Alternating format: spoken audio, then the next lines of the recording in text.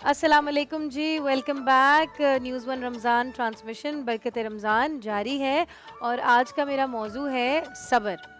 اچھا، اللہ تعالیٰ نے قرآن میں خود فرمایا ہے کہ اللہ تعالیٰ صبر کرنے والوں کے ساتھ ہے، اور جب بھی ہمارے اوپر کوئی پریشانی کوئی تکلیف آتی ہے، ہم سب انسان ہیں، ہم سب بہت کمزور ہیں، ہم سب کے اوپر پریشانی کا وقت آتا ہے تو اس وقت ہمیں اللہ تعالیٰ کی یہ آیت یاد آتی ہے۔ اور جب بات آتی ہے صبر کی تو سب سے پہلے حضرت ایوب علیہ السلام ہمیں یاد آتے ہیں کہ جن کا ذکر اللہ تعالیٰ نے خود قرآن پاک میں ارشاد فرمایا۔ ان کا صبر اتنا پیارا تھا اور اتنا زیادہ تھا کہ مجھے لگتا ہے کہ ہم سب کو اس سے ایک لیسن حاصل کرنا چاہیے۔ اچھا، جب بھی ہماری تکلیفیں اور پریشانیاں آتی ہیں نا تو مجھے وہ شعر یاد آتا ہے کہ نوح کی کشتی کو دیکھتا ہوں، حوض ملامت میں ڈوبا ہوا ہوں، کہ مطلب ہماری چھوٹی چھوٹی سی تکلیفیں اور پریشانیاں ہوتی ہیں،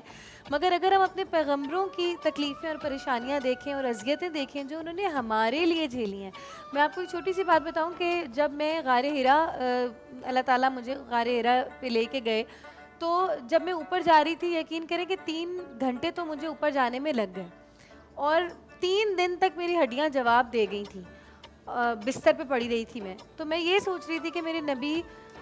سرکار صلی اللہ علیہ وآلہ وسلم نے ہمارے لیے، اپنی امت کے لیے وہ روزانہ ادھر جاتے تھے اور روزانہ وہاں اپنے مراقبات میں، اپنے مشاہدات میں مصروف رہتے تھے اور اپنی امت کے بارے میں سوچتے تھے، اور ان کے اوپر وہاں وحی نازل ہوئی۔ ہمارے پیغمبروں نے کتنی ہمارے لیے محنت کی۔ پھر ہم جب حج کرتے ہیں تو پورے حج کے سفر میں ہم یہی دیکھتے ہیں کہ جب ہم دھول مٹی میں ادھر سو رہے ہوتے ہیں اور وہاں پہ ہمارے لیے صابن اور خوشبو والی چیزیں بھی استعمال کرنا منع ہوتی ہیں، تو ہمیں پتہ چل جاتا ہے کہ ہماری اصل میں اوقات کیا ہے، کہ جو تم 10-10 ہزار کے اور 25-25 ہزار کے پرفیوم لگاتے ہو، اگر تم یہ نہ لگاؤ اور 3 دن میں تمہیں میں خوشبو لگانے سے روک دوں تو تمہاری یہ اوقات ہے کہ تم ایک بدبو کے ڈھیر کے علاوہ اور کچھ ہو نہیں۔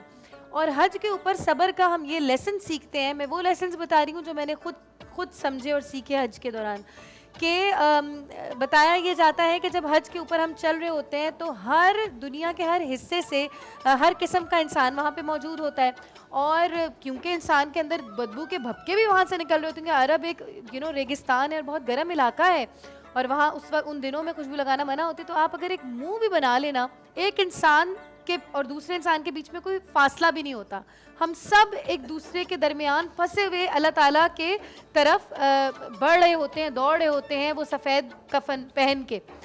تو جناب اگر ہم وہاں ہلکا سا منہ بھی پسوڑ لیں، جسے کہتے ہیں پنجابی میں، یا منہ بھی بنا لیں، تو اللہ تعالیٰ کو وہ حج پسند نہیں آتی۔ پھر اس کے بعد جب ہم وہ سارا سفر کرتے ہیں، وہاں پہ وہ راتیں گزارتے ہیں اور وہاں پہ شیطان کو کنکریاں مارنے جاتے ہیں، اور پھر وہاں سے پیدل چل کر ہم آتے ہیں کعبہ میں، اس دن کو وہ سارے ارکان ہم نے مکمل کرنے ہوتے ہیں۔ اس دوران آپ یہ یاد رکھیں کہ ہمارے پاس تو، ہم تو پیکج پہ جاتے ہیں، ہمارے پاس تو کھانا پینا سب کچھ اویلیبل ہوتا ہے، ہمیں بیچ میں وہ کھڑے ہوتے ہیں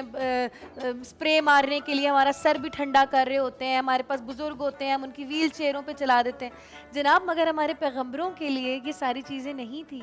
انہوں نے بھوک پیاس کاٹی ہمارے لیے، انہوں نے وہ سارے ارکان پورے کیے ان فیسلٹیز کے بغیر جو آج ہمیں موجود ہیں حج پہ۔ اور آپ یقین کریں کہ جب ہم کعبے کے ساتھ طواف کرتے ہیں اور اس کے بعد ہم صفا مروہ کرتے ہیں،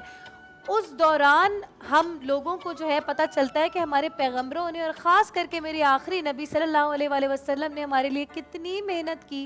کتنا صبر کیا، کہ انہوں نے مکے والوں کا بھی ظلم و ستم سہا، اور اپنے بہت ہی قریبی لوگوں سے بھی ظلم و ستم سہا، مگر میرے نبی نے ایک اف بھی نہیں کی۔ میرے نبی اگر چاہتے تو کتنا ہی آسان تھا کہ وہ سختی سے دین پھیلا دیتے، مگر انہوں نے صبر کیا۔ اور میں بار بار یہی کہتی ہوں کہ وہی حکیم لقمان والی بات، کہ جس چیز کا کوئی علاج نہیں ہے تو حکیم لقمان نے کہا کہ اس کا علاج محبت ہے۔ تو جو مریض آیا تھا اس نے بولا کہ اگر اس سے بھی علاج نہ ہو، تو اس نے بولا محبت کی مقدار بڑھا دو۔ تو صبر کے ساتھ ہم نے محبت کو بڑھانا ہے، اور اس صبر کا ہمیں اجر دے تو نہیں سکتے، مگر اپنی ذات میں، اپنی کیپیسٹی میں رہتے ہوئے اپنے آقا کو دینا ہے۔ خدارا صبر ہمارا روڈ پہ بھی ہونا چاہیے، جب ہم چاہتے ہیں کہ ایک دوسرے سے آگے جو ہے وہ اپنی گاڑی کو جہاز بنا کے اڑا دیں اور میں تجھ سے پہلے چلا جاؤں اور تو مجھ سے پہلے نہ جائے، اور ہم روڈوں پہ جو ہے وہ بدتمیزی کا مظاہرہ کر رہے ہوتے ہیں. یہ باتیں روڈوں سے شروع ہوتی ہیں، یہ باتیں گھر کے بیڈ روم سے شروع ہوتی ہیں. میاں بیوی آپس میں ایک ساتھ صبر کریں. تیرا لباس ہوں میں، میرا لباس ہے تو. میاں بیوی جو ہے وہ دیکھیں، ایک ماں کے پیٹ سے 6 بچے پیدا ہوتے ہیں، 6 کے 6 ایک جیسے نہیں ہوتے. تو ماں تو بڑی حکمت کے ساتھ ان بچوں کو لے کے چلتی ہے، مگر جب ماں نہیں رہتی تو ان بچوں کو ساتھ صبر سے جڑ کے رہنا ہوتا ہے. تو صبر ہم دیکھیں اپنی زندگی میں ہر زاویے میں، ہر سو، ہر ایکسپیکٹ میں ہمیں اپنے بچوں کے ساتھ صبر کرنا ہوتا ہے. جب وہ ضد کر لیتا ہے اور وہ کہیں بھی مال پہ نیچے بیٹھ جاتا ہے اور ریڑیاں رگڑنے لگ جاتا ہے کہ مجھے یہ چیز چاہیے، اس وقت اگر ہم بچے کی عزت نفس مجروح کریں گے اور بچے کو ایک لگا دیں گے اور ڈانٹ دیں گے یا کچھ کہہ دیں گے، تو وہ بچے کو وہ میموری وہ بڑھ کے بڑا ہوتے تک ساتھ لے کے چلے گا. تو صبر جو ہے وہ یہاں سے لے کے وہاں تک، مطلب آپ کی زندگی کے ہر قدم پہ آپ نے صبر سے کام لینا ہے. اور یقین مانے کہ جب اللہ تعالیٰ نے کہہ دیا کہ اللہ تعالیٰ صبر کرنے والوں کے ساتھ ہے، خدا کی قسم میرا رب جو بات کرتا ہے نا وہ اس پہ پورا اترتا ہے. اور میرے رب کی ہر بات، ہر کلام